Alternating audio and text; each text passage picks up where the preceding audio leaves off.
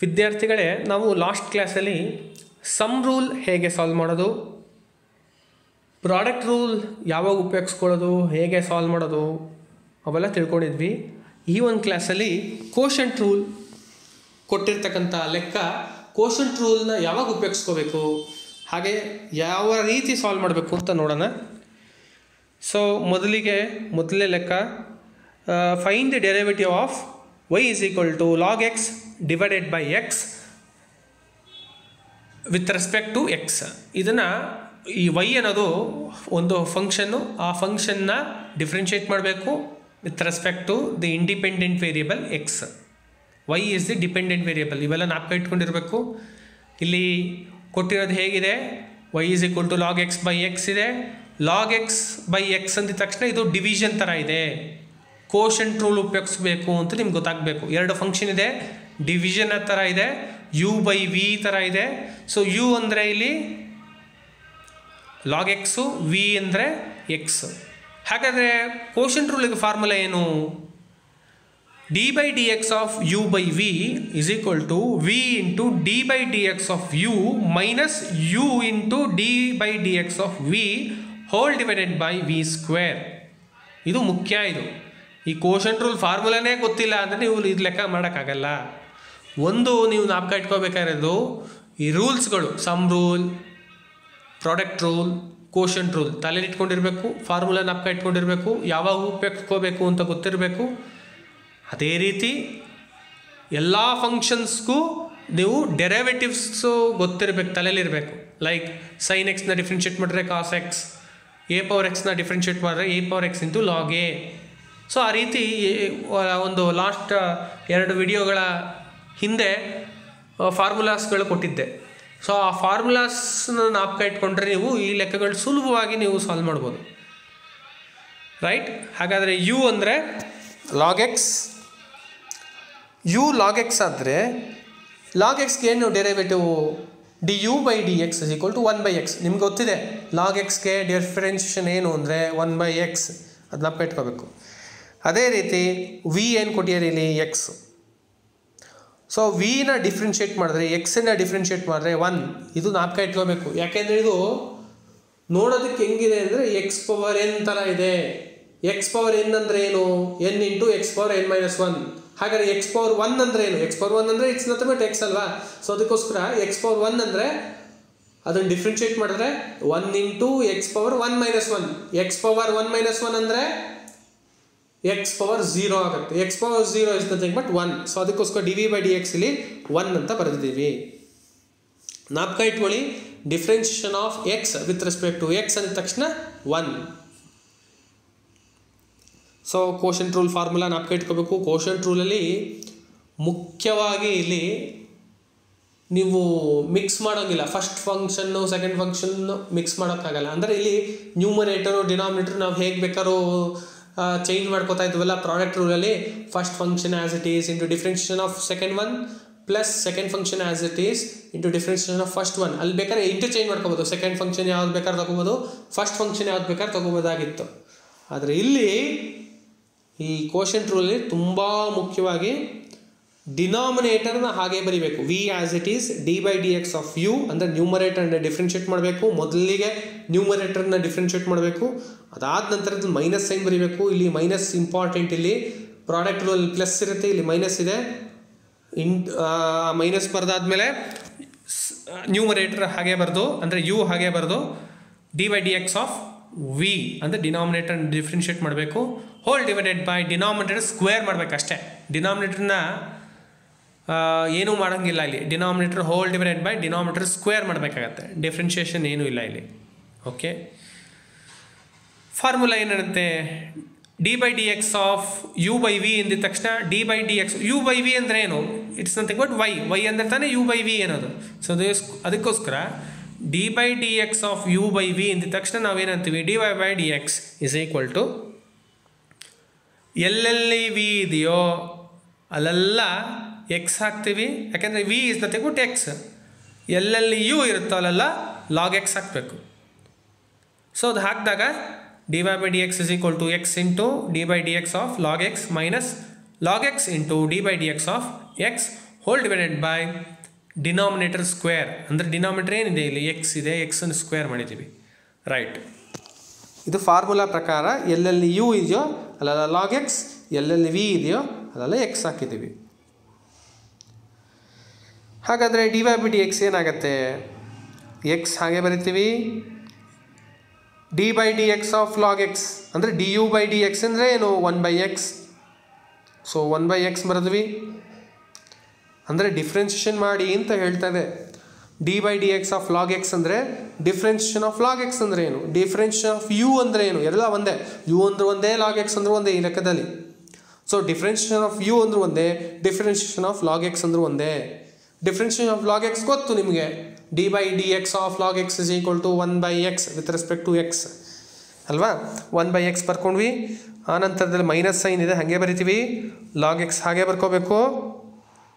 ಆನಂತರದಲ್ಲಿ d by d x of x ಅಂದರೆ differentiation of x with respect to x 1 ಅದು whole divided by denominator square ಅಂದರೆ x square. So ಅಲ್ಲಿಗೆ ನಮಗೆ d y by d x is equal to x into 1/x minus log x into 1 whole divided by x square. ಇಲ್ಲಿ ಒಂದು ಜ್ಞಾಪಕ ಇಟ್ಕೋಬೇಕು, ಫಂಕ್ಷನ್ಸ್ನ multiplication ಅಥವಾ ನಂಬರ್ಸ್ ಆಗಲಿ ಫಂಕ್ಷನ್ಸ್ ಆಗಲಿ ಮಲ್ಟಿಪ್ಲಿಕೇಶನ್ ಆಗಿದ್ದರೆ ಅಥವಾ ಡಿವಿಷನ್ ಥರ ಇದ್ದರೆ ಆವಾಗ ನೀವು ಕ್ಯಾನ್ಸಲ್ ಮಾಡಬೇಕಾಗತ್ತೆ. ಒಂದು ಪ್ಲಸ್ ಸೈನ್ ಮಧ್ಯದಲ್ಲಿದ್ದಾಗ ನೀವೆಲ್ಲ ಕ್ಯಾನ್ಸಲ್ ಮಾಡೋಕ್ಕಾಗಲ್ಲ. ಇಲ್ಲಿ ಉದಾಹರಣೆಗೆ ಇಲ್ಲಿ ಎಕ್ಸ್ ಇಂಟು 1/x ಇರೋದ್ರಿಂದ you can cancel x and x. ಇದು ಸಿಂಪಲ್ ರೂಲ್ಸು, ಹೈಸ್ಕೂಲಲ್ಲಿ ಕಲ್ತಿರ್ತೀರ, ಮರಿಬಾರ್ದು. ಯಾವಾಗಲೂ ಕ್ಯಾನ್ಸಲ್ ಮಾಡೋಕ್ಕಾಗಲ್ಲ. ಎಕ್ಸ್ ಪ್ಲಸ್ 1/x ಇದ್ದರೆ ಎಕ್ಸ್ ಕ್ಯಾನ್ಸಲ್ ಮಾಡೋಕ್ಕಾಗಲ್ಲ. ಎಕ್ಸ್ ಇಂಟು 1/x ಇದ್ದರೆ ಎಕ್ಸ್ ಕ್ಯಾನ್ಸಲ್ ಆಗುತ್ತೆ. ಇದನ್ನು ಸಿಂಪ್ಲಿಫೈ ಮಾಡಿದ್ರೆ d y by d x is equal to 1 minus log x into 1 ಅಂದರೆ log x whole divided by x square. So ಇಲ್ಲಿಗೆ ಈ ಉತ್ತರ ಮುಗಿಯುತ್ತೆ. ಓಕೆ, ಇದೇ ಉತ್ತರ ಈ ಲೆಕ್ಕಕ್ಕೆ. ಇದೇ ರೀತಿ ನೆಕ್ಸ್ಟ್ ಲೆಕ್ಕ ನೋಡೋಣ. ಇದು ಕೂಡ ಕೋಶೆಂಟ್ ರೂಲಿಗೆ ಸಂಬಂಧಿಸಿದ ಲೆಕ್ಕ ಇದು. Find the derivative of y is equal to secant x whole divided by sine x with respect to x. ಇಲ್ಲಿ y is a dependent variable which depends on the independent variable x. Independent variable x, dependent variable y. ಇವೆಲ್ಲ ಚೆನ್ನಾಗಿ ಜ್ಞಾಪಕ ಇಟ್ಕೊಂಡಿರಬೇಕು, ಯಾವುದು independent ಯಾವುದು dependent. ಇಲ್ಲಿ ಜನರಲಾಗಿ ಹೇಳ್ತಾ ಹೋಗ್ತಾ ಇದ್ದೀವಿ, ಹೈಯರ್ ಸ್ಟಡೀಸ್ಗೆ ಹೋದಾಗ ನಿಮಗೆ ತುಂಬ ಮುಖ್ಯ ಆಗುತ್ತೆ ಯಾವುದು ಡಿಪೆಂಡೆಂಟು ಯಾವುದು ಇಂಡಿಪೆಂಡೆಂಟು ಇವೆಲ್ಲ ಗೊತ್ತಿರಬೇಕಾಗತ್ತೆ. ಇಲ್ಲಿ ಕೊಟ್ಟಿರೋ ಲೆಕ್ಕ ನೋಡೋಣ. y is equal to secant x divided by sine x that is equal to u by v. ಯಾಕೆ ಇದು ಹಿಂಗೆ ಬರ್ಕೊಂಡಿದ್ವಿ ಅಂದರೆ ಇದು ಕೋಶೆಂಟ್ ಥರ ಇದೆ ಅಥವಾ ಡಿವಿಷನ್ ಥರ ಇದೆ. ನ್ಯೂಮರೇಟ್ರಲ್ಲಿ ಸೀಕೆಂಟ್ ಎಕ್ಸ್ ಇದೆ, ಡಿನಾಮಿನೇಟ್ರಲ್ಲಿ ಸೈನ್ ಎಕ್ಸ್ ಇದೆ. ಯು ಅಂದರೆ ಸೀಕೆಂಟ್ ಎಕ್ಸು, ವಿ ಅಂದರೆ ಸೈನ್ ಎಕ್ಸು. ಹಾಗಾದರೆ ಇದಕ್ಕೆ ಕೋಶೆಂಟ್ ರೂಲ್ ಫಾರ್ಮುಲಾ ಹಾಕಬೇಕು. ಯಾವಾಗ ಹಾಕ್ತೀವಿ? ಡಿವಿಷನ್ ಥರ ಇದ್ದರೆ quotient rule formula what is it? ಇದು ಜ್ಞಾಪಕ ಇಟ್ಕೋಬೇಕು. D by d x of u divided by v ಅಂದರೆ numerator divided by denominator is equal to denominator into d by dx of numerator minus numerator as it is into differentiation of denominator whole divided by denominator square. ಅಂದರೆ v du by dx minus u dv by dx whole divided by v square.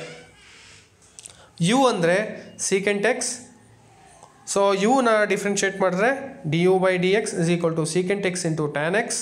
ನಮ್ಗೆ ಗೊತ್ತಿರಬೇಕು secant ಎಕ್ಸ್ಗೆ differentiation secant x into tan x formula ಇದು.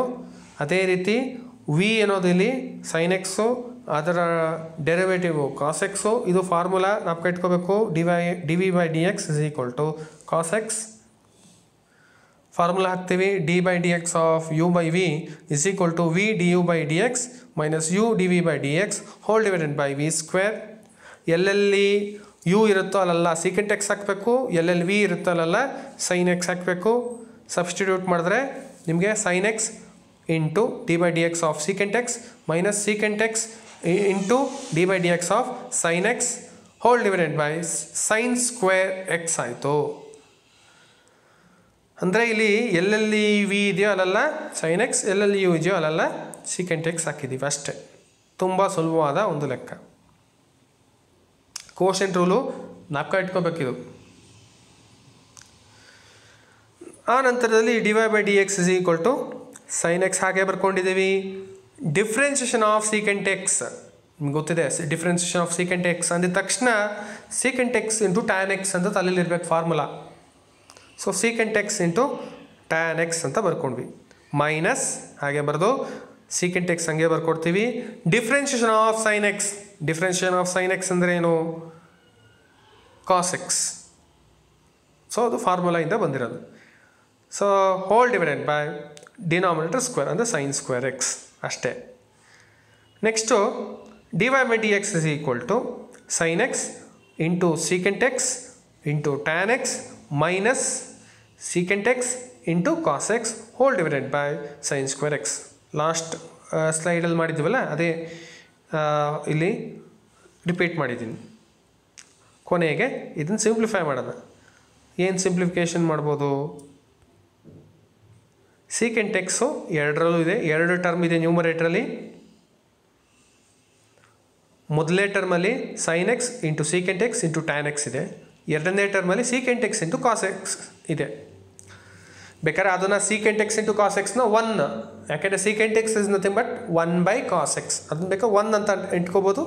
ಅಥವಾ ನೀವು ಹೇಗೆ simplify ಮಾಡಿದ್ರೂ okay, ಆದರೆ ಪ್ರೋಸೆಸ್ ಕರೆಕ್ಟಾಗಿರಬೇಕು, ಅಂದರೆ ಲೆಕ್ಕ ಸರಿಯಾಗಿರಬೇಕು, ಕೋಶೆಂಟ್ ರೂಲ್ ಸರಿಯಾಗಿ ಹಾಕಿರಬೇಕು, ಫಾರ್ಮುಲಾ ಸಬ್ಸ್ಟಿಟ್ಯೂಷನು ಸರಿ ಇರಬೇಕು. ನೀವು secant x into cos x 1 ಅಂತ ಇಟ್ಕೊಂಡ್ರೆ you can write. So secant x common ತೆಗೆದಿದ್ದೀನಿ ಈ ಲೆಕ್ಕದಲ್ಲಿ. ನಾನು ಸೀಕೆಂಟ್ ಎಕ್ಸ್ ಕಾಮನ್ ತೆಗೆದು ಏನು ಮಿಕ್ಕಿದೆ? Sine x into tan x ಮಿಕ್ಕಿದೆ. ಮೊದಲನೇ ಟರ್ಮಲ್ಲಿ ಸೀಕೆಂಟ್ ಎಕ್ಸ್ ಆಚೆ ತೆಗೆದಿದ ಮೇಲೆ sine x into tan x ಇರುತ್ತೆ, ಮೈನಸ್ ಸೀಕೆಂಟ್ ಎಕ್ಸ್ ತೆಗೆದ್ಮೇಲೆ ಸೆಕೆಂಡ್ ಟರ್ಮಲ್ಲಿ ನಮಗೆ ಕಾಸ್ ಎಕ್ಸ್ ಮಿಕ್ಕಿದೆ whole divided by sine square x. So ಇಲ್ಲಿಗೆ ಈ ಒಂದು ಲೆಕ್ಕ ಮುಕ್ತಾಯಗೊಂಡಿದೆ. ಇದೇ ಈ ಲೆಕ್ಕದ ಉತ್ತರವಾಗಿದೆ.